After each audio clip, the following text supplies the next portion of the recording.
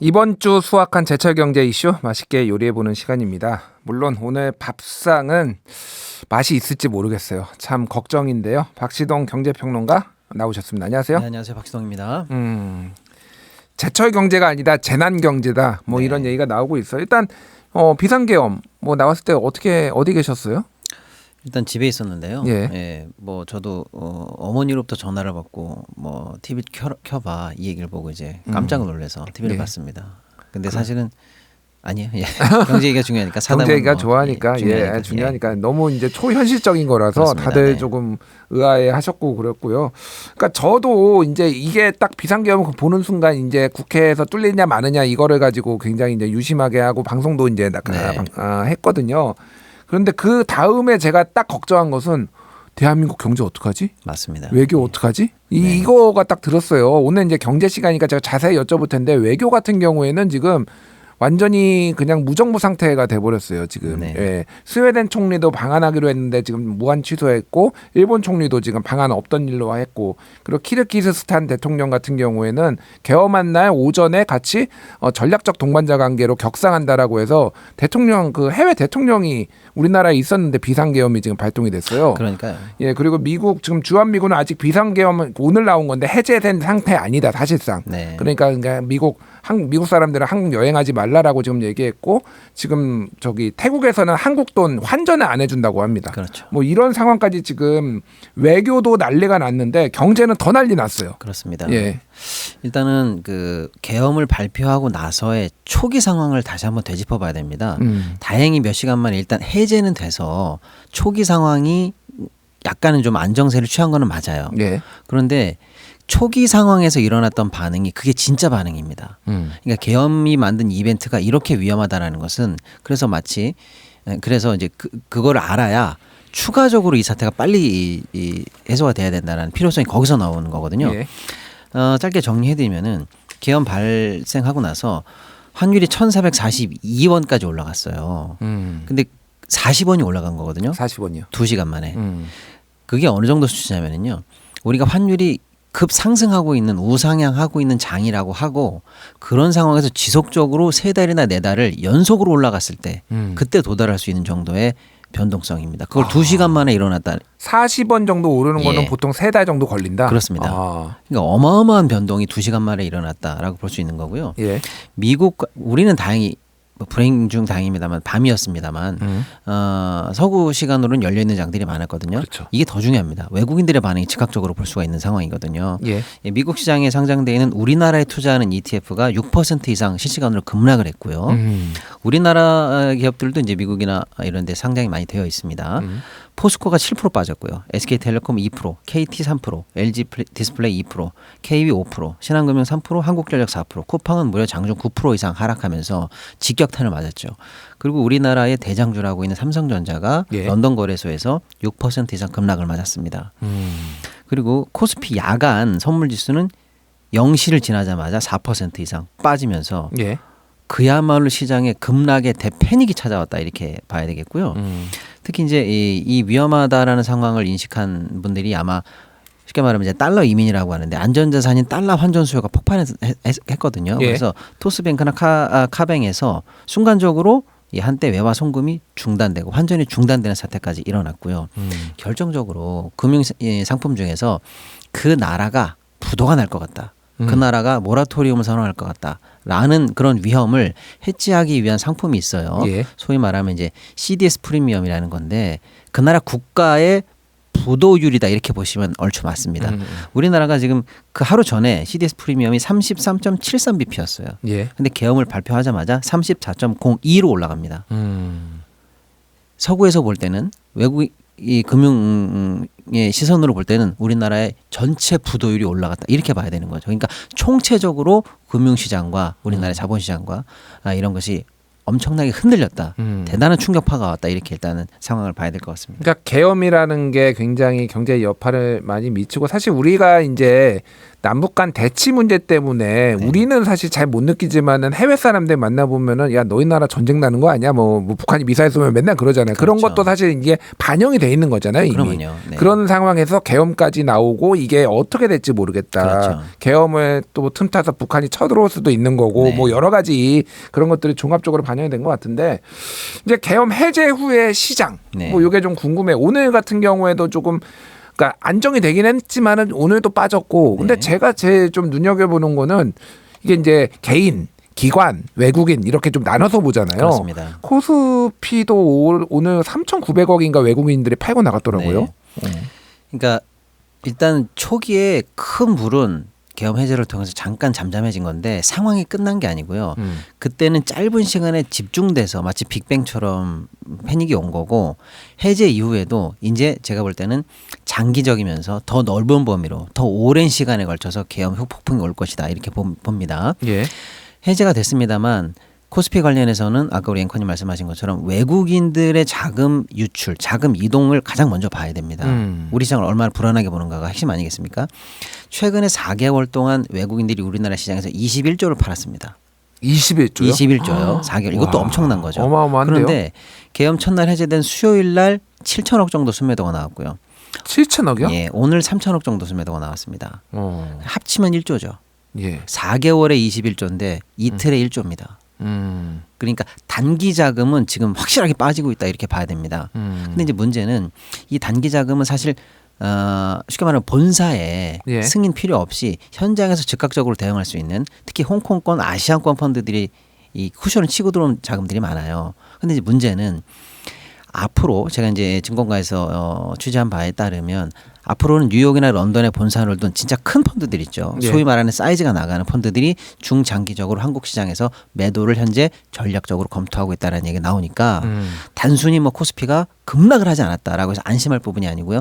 외국인 매도가 이제 시작됐다. 어떻게 보면 짐 싼다. 셀 코리아가 시작됐다. 이렇게 봐야 될 수도 있겠습니다. 또 이제 환율이 또 문제인데요. 예. 아까 이제 첫날 2시간에 엄청나게 올랐다고는 했습니다만 수요일 날 일단 장이 열리고 1,410원대 오늘도 조금밖에 안 올랐기 때문에 그 선에서 강보합으로 마감하고 있으니까 괜찮은 거 아닌가라고들 생각하실 수 있는데 그게 아닙니다. 지금 환율을 막아내고 있는 거는요. 외환 보유액으로 지금 막고 있네요. 그렇습니다. 정부가 강제로 때려막고 있습니다. 죄송해요. 예, 돈을 뭐 쏟아붓는다는 예. 표현들이 뭐 계속 나오고 이겁니다. 있으니까요. 예, 예. 이 정부 시작할 때 4,300억 불로 외환 보유고가 시작했는데 지금 현재 4,100억 불입니다. 200억 불 정도가 사라졌네요. 그렇습니다. 사라진 상황이고요. 예. 실전에서 투입할 수 있는 외평 기금이 좀 있으면 100조 단위로 줄어듭니다. 지금 그러니까 250조인데요. 200억 불이라고 하면은 예. 한 28조 정도 되는 건가요? 근데 이제 문제는 외환 보유고 4천억 불 선이 깨지느냐 마느냐가 약간 시장의 심리선이고요. 예. 그다음에 이제 외평 기금도 200조 정도를 유지하고 있느냐가 심리선인데 예. 지금 그 선이 다 위태위태하기 때문에 정부가 외환 보유고나 외평 기금을 통해서 이 환을 누르기가 어려워요. 그럼 지금 뭘 하고 있냐면요. 예. 국민연금을 소위 말하는 팔을 비틀고 예. 압박을 해서 지금 환율을 해결하고 있거든요. 어떻게 국민연금으로 이 환율을 두 가지입니다. 해결하죠? 하나는 국민연금과 한국은행 간에 맺어져 있는 통화사업이 있거든요. 예. 그러니까 이제 쉽게 말하면 국민연금이 해외에 투자할 때 달러가 필요할 때 국민연금도 시장에 가서 달러를 사야 되잖아요. 예. 그러면 국민연금 말고도 시장에서 달러를 사려고 하는 사람들이 많은데 국민연금 너까지 가서 달러를 사면 시장 가격이 올라가잖아요. 환율을 올린단 말이에요. 그러니까 정부가 이렇게 얘기하는 거예요. 국민연금 너는 시장으로 들어가지 말고 빠져. 그래서 시장에서 거래하지 말고 한국은행으로 바로 와. 그럼 우리가 창고에 있는 달러를 너의 원이랑 바꿔줄게. 예. 그만큼 달러 진입 수요를 낮추는 거죠. 그게 한국은행과 국민은행의 스왑입니다. 근데 사실 그게 예. 이제 거래소에서는 그렇게 네. 뭐 이제 달러 수요가 줄어든 것처럼 보이지만 결국은 수합이라고 하더라도 이게 바로 한국은행이 가지고 있는 게 줄어든 건 맞잖아요. 외환 보유고가 바로 마이너스로 잡힙니다. 다만 시장 가격에서 압력을 좀 덜 주라는 거고요. 예. 그다음에 그 문제는 국민연금이 결국에는 그 수합을 언젠가 청산할 때 환차손을 입게 되어 있어요. 지금 현재 국민연금이 이 한국은행과 맺어진 달러 수합 때문에 거의 한 7, 8천억 이상의 환차손을 입고 있다라는 게 정설이거든요. 근데 최근에 급격히 늘어난 이 환율 방어 때문에 예. 이게 만약에 조금만 더 올라가거나 하면은요, 뭐 조단위 이 국민연금이 환차손을 입을 수 있다라는 분석이 나오는 거고요. 스왑 말고 현재 다른 또 2차 수단이 강구되고 있는데 이게 뭐냐면 국민연금 해외 투자할 때는요, 환율에 그대로 노출되어 있어요. 환해질 하지 않습니다. 장기 자금이기 때문에요. 근데 지금 정부가 강제로 환해지를 시키고 있습니다. 그래서 그 환해지를 시킬 수 있는 오토매틱한 그 개입 그 환율 그 금액이 1,400원인지 1,410원인지는 아리까리 합니다만은 예. 이 선에서 국민연금이 환해지를 강제로 하면서 계속 달러를 풀어대고 있어요. 이것도 지금 현재 국민연금 입장에서 계속 환차손을 입을 위험이 커지고 있는 거죠. 그러니까 제 말씀은 주식시장에서 외국인 자금이 떠나는 것도 셀코리아가 어쩌면 계엄을 통해서 더 가속화되고 있는 것도 맞는 것 같고요. 환율 관련한 위험도 사실 굉장히 지금 현재 상방 압박이 세지고 있는데 예. 정부가 외환보유고라든지 국민연금의 압박을 통해서 강제로 현재 환율이 올라가지 않도록 누르고 있는 거지 이게 지금 안정세에 들어간 게 아니다라고 말씀을 드리고 싶네요. 예. 그렇군요. 어쨌든 지금 한국에 조금 장기적으로 투자할 만한 어떤 외국인 투자자들이 줄어들고 있다. 이거는 뭐 아주 공식적으로 발표가 난 건 아니지만은 그런 움직임이 증권가에서 지금 얘기가 잡혔다 이렇게 말씀하시는 건데 실제로 외신에 보도되고 있는 경제 부분만 제가 좀 모아봤거든요. 예. 이런 보도들이 많이 나와요. 이런 블룸버그 같은 경우에도 이제 계엄을 통해서 이른바 코리아 디스카운트가 강화된다. 그리고 한국이 선진지수에 편입되거나 뭐 밸류업을 하려고 했는데 그런 움직임도 이제 약화될 것이다. 우리 시장 매력 없다. 짐 싸라는 얘기거든요. 예. 그다음에 이제는 한국 시장이 아시아의 경쟁 상대였던 대만과 비교해서 상대적 매력이 약해진다. 그리고 로이터 같은 경우에도 계엄 혼란이 코리아 디스카운트를 강화할 명분을 줬다. 이런 얘기가 나오고요. 뭐 이런 얘기가 너무 많습니다. 예. 근데 심지어는 미국 경제 매체 더 스트리트에 보도된 내용인데 이건 우리나라에 잘 보도되지 않는 내용인데 이런 거 있어요. 지금 가장 각광받는 주 엔비디아 아니겠습니까? 예. 근데 엔비디아 HBM을 SK가 독점적으로 납품하고 있잖아요. 예. 그러면 계엄으로 인해서 앞으로 엔비디아는 SK에서 납품되고 있는 HBM의 수급에 문제가 있을지도 모르니 한국의 계엄이 엔비디아의 리스크 요인으로 등장했다라는 얘기도 나옵니다. 아니 SK 하이닉스가 예. 문제가 지금 생길 거는 아니잖아요. 없죠. 계엄 그러니까 때문에. 이게 중요합니다. 실제로 그럼 계엄 때문에 SK가 뭐 공장에 생산이 차질이 되는 거야 뭐야 그건 아니겠죠. 예. 문제는 이러한 보도가 외신에서 자기네들이 소비하고 있는 정보로 이게 유통된다는 거예요. 그게 외국이 보는 우리 계엄 리스크가 바로 이런 겁니다. 그러니까 이제 외신들이 볼 때는 한국에 큰일 났구나, 납품도 안 되겠구나 예. 이런 생각들을 이런 정보들을 외신들이 소비하다 보니까 셀코리아가 가속되고 이게 말하는 소위 말하는 계엄이 일으키는 경제적으로 더 큰 파급 효과다 이렇게 보는 거죠.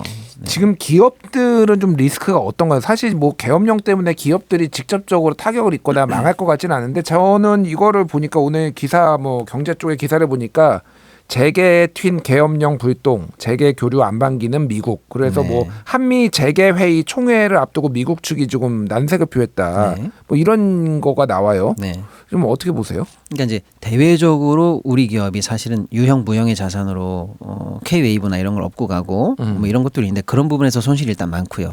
당장에 뭐 외국인 바이어들과의 거래 지금 한국으로 안 온다는 거예요. 그리고 예. 여기 나와 있는 주재원들이나 거래 상대방들이 본국으로부터 지금 송환 문자를 받고 있대요. 위험하다. 위험하다. 예, 예. 그러니까 뭐 이게 얼마나 많은 리스크가 만들어지는 겁니까? 또 직접적으로 보면은요. 지금 이 경제 불안 때문에 지금 어떤 시기냐면 주요 기업들이 내년도 사업 계획을 확정해야 되는 시기거든요. 예. 지금 이 계엄 리스크가 어떻게 퍼질지. 그래서 소위 말하면 환율 밴드조차도 예측이 안 되고 우리 성장률은 어디로 얼마나 떨어질지 이거를 좀 예측 안 하고 내년 사업 계획을 세우는 데 있어서 경영의 미래가 솔직히 말하면 현재 한 치 앞도 보이지 않는 안개 속으로 가고 있다는 게 기업들이 느끼는 가장 불안함이라고 봐야 되겠습니다. 원래 이제 불확실성이라는 게 네. 증시나 있던 기업 경영하는데 가장 큰 영향. 오히려 이제 불확실성이 해소가 되고 악재다라고 확정이 돼 버리면은 또 그거는 그거대로 그냥 대응을 할 수가 있는 건데 그렇습니다. 지금은 가장 이 대통령 탄핵 그리고 계엄 뭐 이런 것들이 지금 불확실성 속에 있다. 그래서 지금 더 큰 리스크다 이렇게 보는 게 맞는 거죠. 그렇죠. 그리고 금융 사이드에서 조금만 더 깊게 분석을 만약에 해본다면 예. 이런 거예요. 내년에 우리나라 국채가 역대 최대치로 발행될 예정입니다. 예. 201조가 발행될 예정이고요.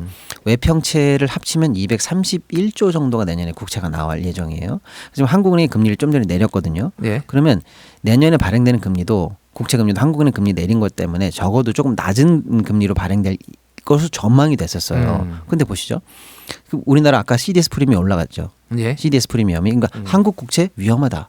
이렇게 생각이 들면은요. 우리가 이걸 잘 팔려면 어떻게 해야 됩니까? 금리를 올려야 돼요. 아, 추가 이자 부담이 그래서 늘어나네요. 이게 전 국민이 초장기적으로 부담해야 되는 이 계엄으로 생긴 리스크입니다. 그런데 문제는 내년에 발행돼야 되는 국채가 이 정도인데요. 내년에 공사채, 회사채가 100조 정도 추가 발행되거나 대환돼야 되거든요. 예. 그에 따라서 그러니까 계엄이 만든 CDS 프리미엄 리스크가 국채의 반응금리 상승을 이끌고 그게 공사채, 회사채 연달아서 사실은 금리 상승을 만들면 사실 내년에 기업들이 부담해야 되는 자본 조달 비용이라든지 유동성 확보 비용이 연달아서 쭉 올라갈 가능성이 있기 때문에 사실은 굉장히 광범위한 경영 압박으로 경제계의 수많은 압박 요인으로 작용할 가능성이 크다 이렇게 봐야 되겠죠. 회사채 금리도 올라갈 수밖에 없고 연달아서 지금 그렇죠. 안 그래도 롯데그룹 같은 경우에는 단기적으로 유동성 어려움이 있는 거 아니냐 그래서 지금 기업이 난리가 났고 지금 SK, CJ도 지금 현금 확보를 위해 가지고 알짜배기 회사들 다 매물로 내놓고 막 그렇습니다. 이런 상황이잖아요. 그러니까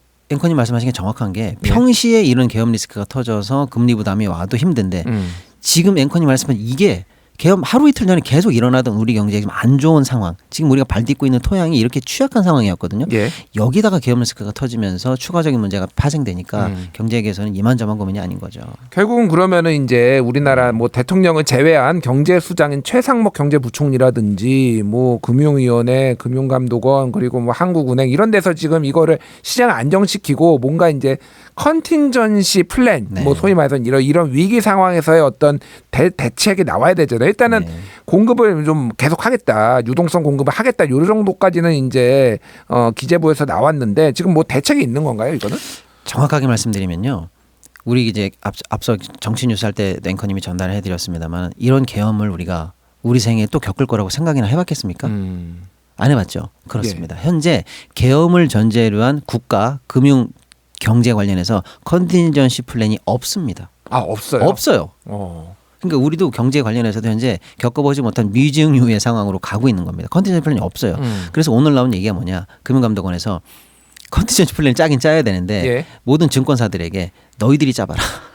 환율, 주식 등등등 해서 위험을 종합적으로 너희들이 짜봐라라고 오히려 민간으로부터 지금 현재 알아서 좀 해봐라라는 얘기가 나오고 있을 정도라서 국가적으로 사실은 컨텐츠 플랜이 없다 이렇게 봐야 되고요. 기업들이나 뭐 개별 예. 소비자 주체의 각자 도생인가요? 지금 그러면? 예. 그나마 이제 아까 말씀드린 유동성 위기라든지 급격한 금융시장 불안이 생길까봐 정부가 낸 대책은 뭐냐면 일단 유동성을 무제한으로 공급하겠다라는 발표를 했습니다. 구체적으로 가보면 이런 거예요. 10조 원 정도의 증권 안정 펀드가 있고요. 예. 40조 정도의 채권 안정 펀드가 있기는 있다고 이제 정부는 얘기하고 있습니다. 이것도 좀 다릅니다. 증권 안정 펀드는 10조 정도가 있고요. 채권 안정 펀드는 40조가 있다고 했는데 실제로는 27조밖에 없어요. 그러니까 이거 가지고 일단은 유동성이 필요하다. 어디 회사채가 안 팔린다. 그러면 사들이는 그런 자금으로 쓸 테니까 안심하라라는 발표가 일단 하나 나왔고 예. 한국은행은 RP 매입이라고 해서요. 사실은 이제 쉽게 말하면 금융기관으로부터 채권을 사고 돈을 주면서 유동성을 풀어주는 대책이거든요. 이거를 사실상 하는데 그동안은 RP 매입 관련해서 아주 우량한 회사 한 7, 8개 많을 때는 11개 정도 회사하고만 했었는데 예. 이제는 그 회사가 튼튼한지 안 튼튼한지 따지지 않고 모든 증권사하고 다 하겠다라고 해서 일단 유동성 관련해서는 풀어주겠다는 얘기를 하면서 조금 안정세를 가져가려고 하는 정책을 내놓긴 내놨습니다. 예. 근데 문제는 이게 공짜가 아니라는 겁니다. 그러니까 결국 계엄이 일으킨 이 리스크가 사실은 돈으로 막아지고 있다. 이렇게 좀 보시면 될 것 같습니다. 그 이창용 한국은행 총재가 네. 오늘 지금 우리나라 경제 상황 또 계엄에 대해서 뭐 얘기를 하면서 뭐 탄핵이나 이제 계엄이 경제에 미치는 영향은 좀 제한적이기는 하는데 유동성을 지금 대규모로 공급해야 된다. 네. 그러니까 팬데믹 코로나 때 정도로 공급해야 된다. 뭐 이런 얘기까지 나왔어요. 그러니까 아까 제가 살짝 말씀드렸는데 한국은행이 할 수 있는 건 RP 매입이거든요. 음. 근데 지금 그게 코로나 때 심각하다고 했을 때 아까 얘기한 11곳 금융회사들을 상대로 너희들 RP를 우리가 사줄게라고 했는데요. 지금은요. 한 60, 10개 되는 증권사 전부한테 열어줬다니까요. 그러니까 지금 느끼는 이 충격파가 금융 충격파 코로나 때보다 세다고 생각하는 거예요. 정책당국이. 그러니까 전 금융사를 상대로 RP 사줄 테니까 유동성 무한히 공급해줄게라는 발표를 한 겁니다. 물론 실제로 그렇게 되지는 않을 가능성이 많아요. 예. 하지만 그런 발표라도 하면서 눌러야 될 정도로 경제적으로 지금 충격파가 크기 때문에 이런 과도한 조치가 나오고 있는 거다 이렇게 봐야 되겠습니다. 그러니까 원래도 지금 상황에서도 계엄이 없었다고 하더라도 우리 경제가 매우 취약해가지고 그렇습니다. 내년 경제 성장률 하느니 전망한 거는 1.9 내후년 1.8로 지금 사상 초유의 1점대 저성장이 예고된 상황에서 계엄까지 덮치면서 지금 난리가 났다 이렇게 보면 되는 거군요. 그렇습니다. 근데 더 충격적인 것은 방금 우리 앵커님이 성장률 말씀하시니까요. 예. 안 그래도 지금 계엄 뉴스 때문에 촉각을 곤두세우고 있는데 바로 계엄 끝난 엊그제부터 주요한 선진국 이제 IB들 글로벌 투자 은행들이 우리나라 경제 성장률 전망치를 다시 낮추기 시작했습니다. 아, 또 낮추기 시작했어요? 예, 지난주랑 또 달라요. 아니 원래도 이미 한국은행은 내년을 1.9로 했지만은 그렇습니다. 주요 해외 증권사들은 1.8, 1.7로 이미 낮게 그렇죠. 봤잖아요. 맞습니다. 예. 그래서 지지난주까지 발표됐던 수치로는 주요 글로벌 IB 8군데 중에서 5군데가 1점대를 예상했거든요. 근데 예. 오늘 기준으로는요. 10군데 중에서 8군데가 1점대를 전망하면서 등급을 다 낮췄고요. 네, 전망치를 낮췄고 특히 하단, 가장 낮게 전망한 하단이 내려가고 있는데 가장 낮게 전망한 회사는 시티가 전망했는데 1.6을 전망했어요. 그러니까 시티은행이요? 예, 개엄 이후에 지금 우리 경제 성장률이 내년에 급전직하로 떨어질 거라는 부정적인 전망이 연이어 발표되고 있다. 이렇게 보셔야 될 것 같습니다. 알겠습니다. 짧게 그러면은 뭐 어떻게 해야 되나요? 어떻게 해요 이거? 모르겠습니다. 뭐 뾰족한 수는 없는데 예. 중장기적으로 더 많은 파고가 미칠 거라고 생각이 되니까 뭐 한 번도 경험해보지 못한 상황이라서 답은 없습니다만 핵심은 계엄으로 떨어져 있는 이 국가 신인도 한국이 불안하다라는 이미지를 빨리 없애는 게 급선무입니다. 알겠습니다. 네. 결국은 말씀하신 걸 들어보면은 정치가 좀 제대로 작동해서 이 문제를 해결하지 않는 이상 이 문제는 계속될 거다 이렇게 이해를 하겠습니다. 네. 공간 칼럼 박시동의 제철경제 박시동 경제평론가였습니다. 감사합니다. 네, 감사합니다.